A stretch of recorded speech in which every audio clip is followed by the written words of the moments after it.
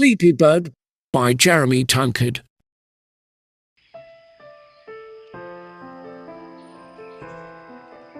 It was bedtime, but Bird was not ready to go to sleep.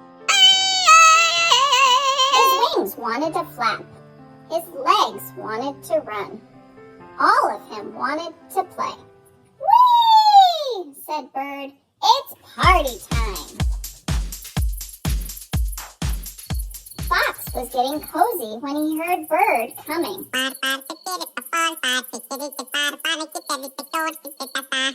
"Goodness," said Fox. "That's a lot of noise for bedtime." "I'm not tired," said Bird. "Maybe if you hugged my blankie," said Fox. "It helps me get sleepy." "Blanky schmanky," said Bird. "Let's play."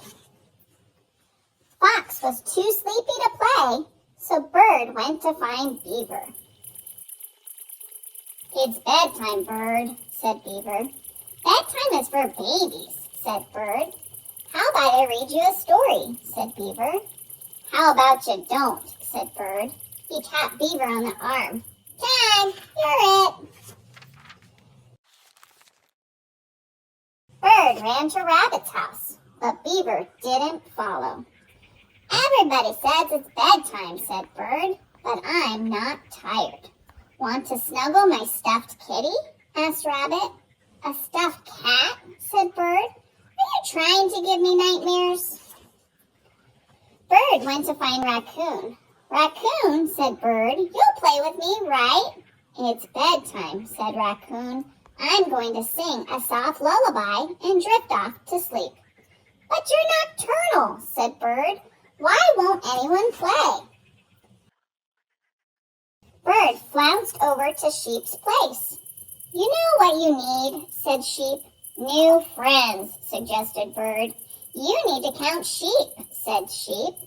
"That always helps me fall asleep." "But there's only one of you," shouted Bird. "How can you get sleepy counting to 1? Bird stormed off. If no one would play with him, he would just walk forever. After a little while, his wings drooped. His legs crumpled. "I am not tired," he cried. "Why should I go to sleep?" Bird's friends heard his cries and came running. Fox covered Bird with his blankie. Beaver read a story. Rabbit tucked his stuffed kitty under Bird's wings. Raccoon sang a quiet song. Sheep counted herself until she got to 1 more times than she could count. "I am not sleepy," mumbled Bird as his eyes closed. "Finally," said his friends. "I thought he'd never fall asleep," said Fox. They lay down near Bird and slept. Bird rolled over. He opened his eyes, yawned, and stretched. "Hi-ya!" chirped Bird. "Who wants to play?"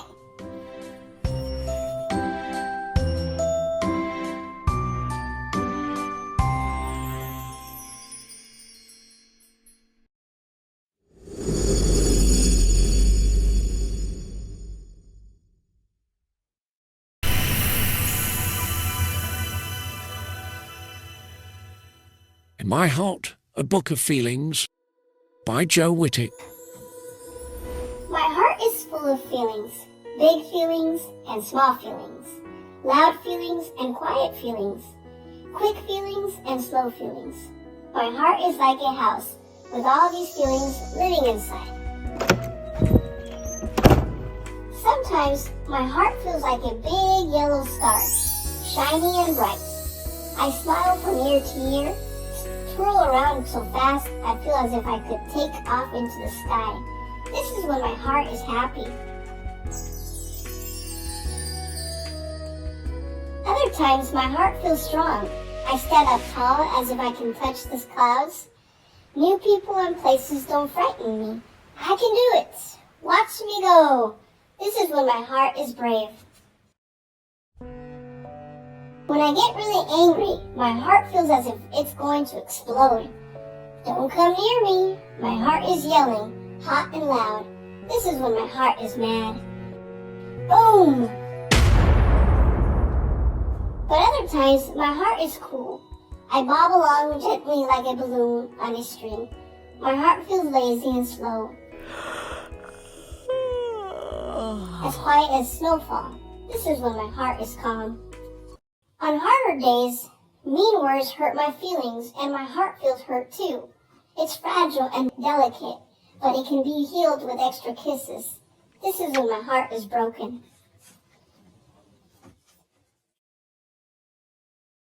Some days my heart feels as heavy as an elephant. There's a dark cloud over my head and tears falling like rain. This is when my heart is sad. But my heart doesn't stay sad. Like springtime after winter, the sun comes out again. My heart grows tall like a plant, reaching toward the sky. This is when my heart is hopeful.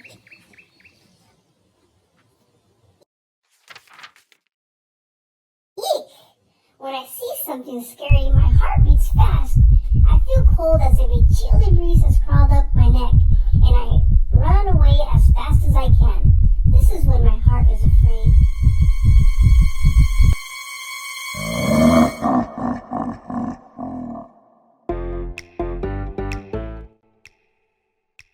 When it's time for a bit of fun, my heart feels full of giggles and wiggles. Abracadabra, I hop around like a bouncy bunny. This is when my heart is silly. Sometimes I hide my heart away where no one can see, like my own small treasure. I don't want anyone to look at me. Safe on my swing, I can watch the world from up above. This is when my heart is shy. My heart can feel so many feelings, and yours can too. Today, my heart is proud. How does your heart feel?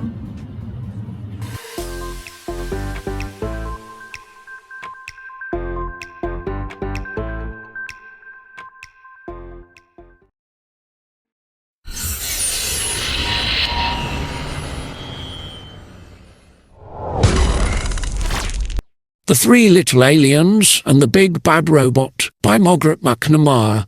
Liftoff will start in T-minus 10 seconds. 10, 9, 8, 7, 6, 5, 4, 3, 2, 1. We have ignition.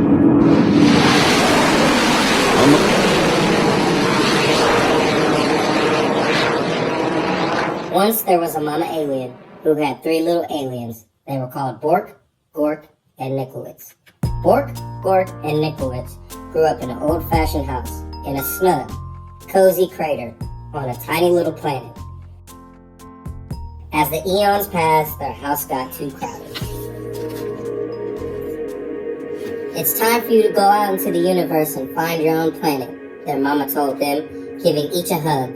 But remember, watch out for the big bad robot. He wants to chew you up. So Bork, Gork, and Nikolitz took off. Bye, Mama, they cried. Bye, kids, she shouted back. Always stick together, she added. Then she sniffled a little bit, and call me every once in a while. The three little aliens traveled far and fast. There's a cute planet, said Bork. Too hot, Nikolitz. How about that one, asked Gork. Too crowded, replied Nikolitz. They darted around a meteor. Are we there yet, asked Bork. Just past the next bend, a big planet swirling dust loomed into the view. Bork spotted a shiny space rover zipping around the mountains and plains. Awesome, she said. I'm gonna live in that. Mama said stick together, called Nikolitz, but Bork had already zipped off too far away to hear. Nikolitz and Gork traveled on. Nikolitz didn't like the looks of the next planet either.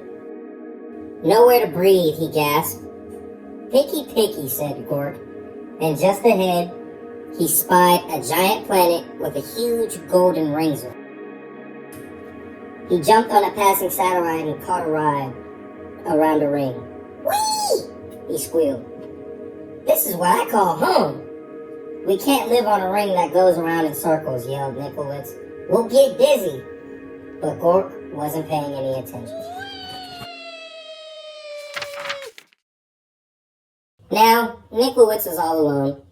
He traveled deeper and deeper into space until he spotted a massive blue planet far out of the galaxy. It had 13 moons and a refreshing breeze. This place is far away where I'll build my home, he said. It'll be safe from the big bad robot. Nikolowitz found everything he needed to make sturdy walls.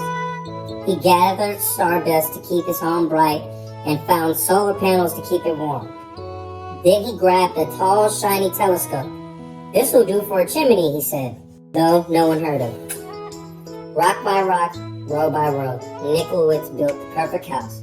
When he was finished, he sat down and locked the door. His house was not very zippy or cool, but it was very safe, and there was room enough for all three of the little aliens. I hope they come visit soon, he said. Then, one galactic dawn, there was rumbling in the universe.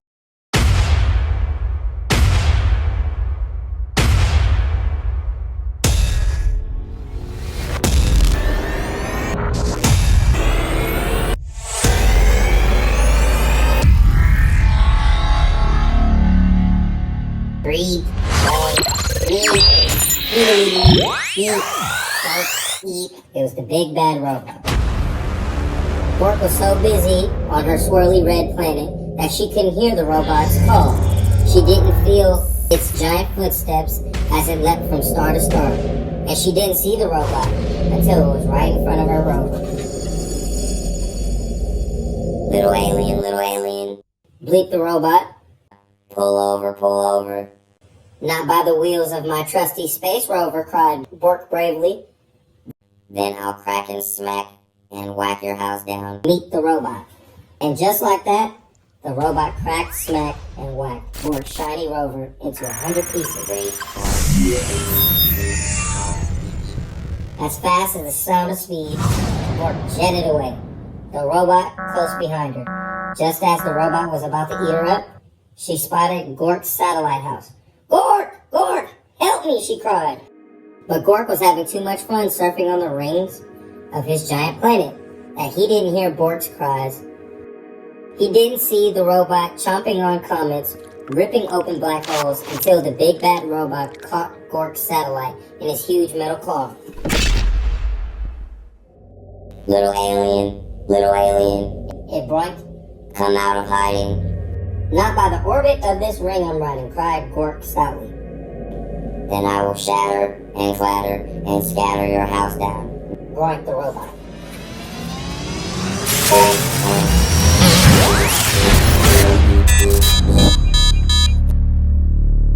And before Gork could fly beneath the radar, the robot clattered, scattered, and shattered Gork's satellite into 1,000 pieces. Gork barely escaped. Over here, called Bork. Stick together! At the speed of light, Bork and Gork blasted it out into space, with the big bad robot getting closer all the time. Where can we hide? Asked Gork. Let's find Nikolowitz, cried Bork.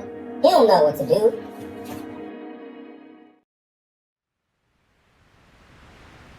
Nikolowitz had heard the robot's roar. He had seen what was going on with his brother and sister through his telescope, and he was ready. He flashed his solar panels halfway across the universe. There he is, cried Bork and Gork. They zoomed to Nikolowitz's house as fast as a hurtling asteroid. Get inside, cried Nikolowitz. No time to waste.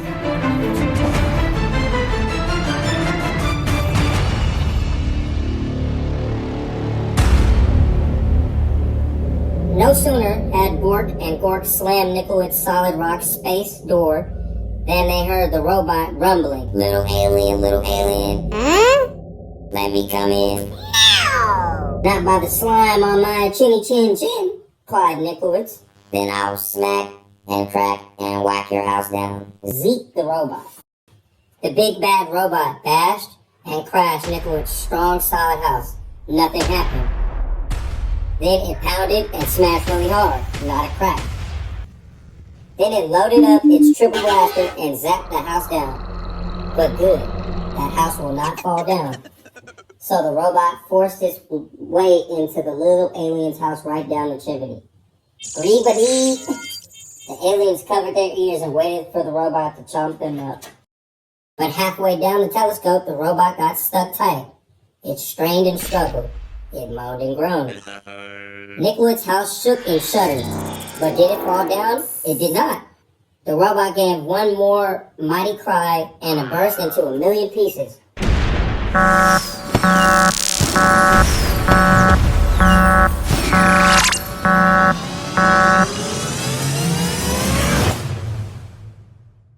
Cool, said Bork. Awesome, said Gork. Just as I planned, said Nicklewitz. There's just one thing missing, said Bork. Phone home, said Gork. So did Nicklewitz. Ma, he said, we have the coziest house in the galaxy. Won't you come over and tuck us in? And she did.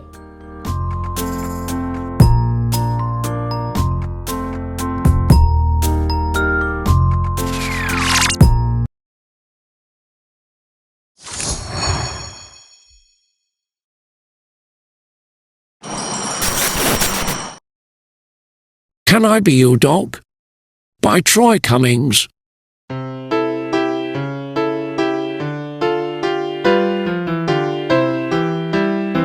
Dear people at Yellow House, woof. Can I be your dog?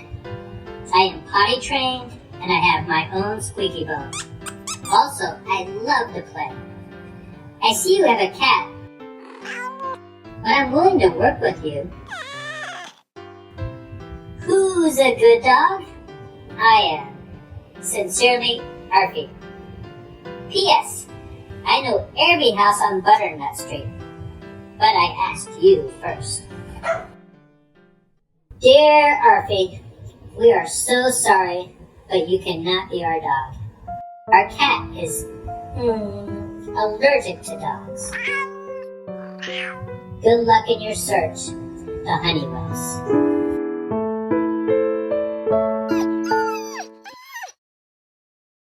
Dear Butcher Lady, can I be your dog? I think your butcher shop would be a great place for a puppy like me. I could keep the floor nice and clean. Arfie.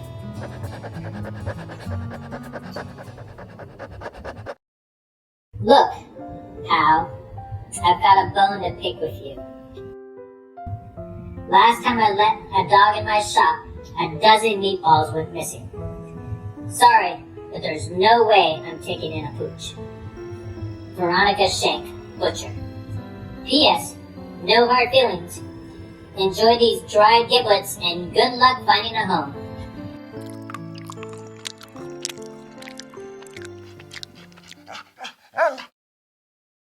Dear Fire Station, number 5. Can I be your dog? I can fetch your boots. Plus, let's just say I know my way around a fire hydrant. I've sniffed out every single one on Butternut Street.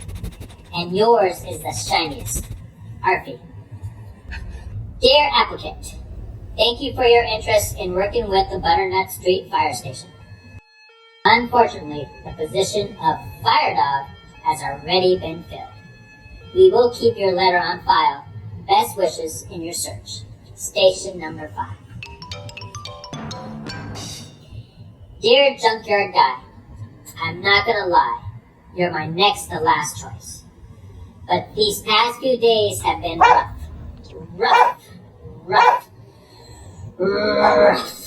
So please, can I be your dog? I don't eat much. And I can bark if people try to steal your junk and stuff. Hopefully yours, Arfie. Dear Mutt, get lost.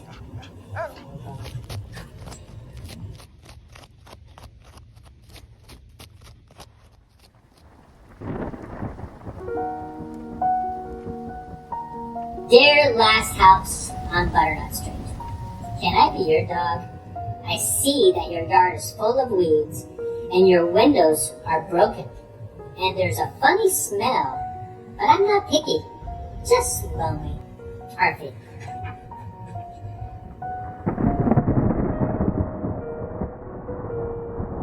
Arfie, soggy box in the alley.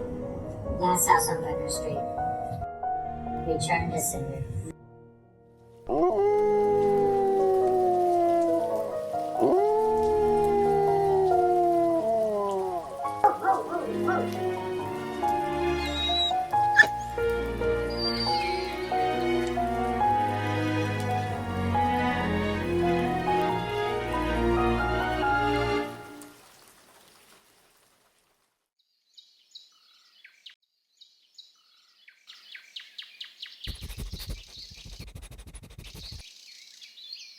Dear Arfie, can I be your person?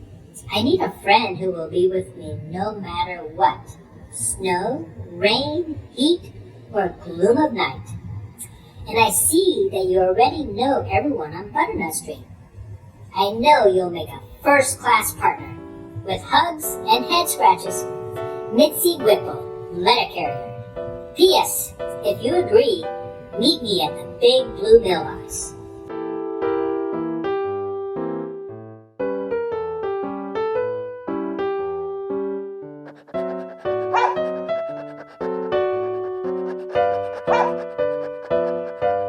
Dear Mitzi, you know what? My tail has been wagging ever since I got your note. My answer is yes! Truly yours, Arfie. P.S. Woof.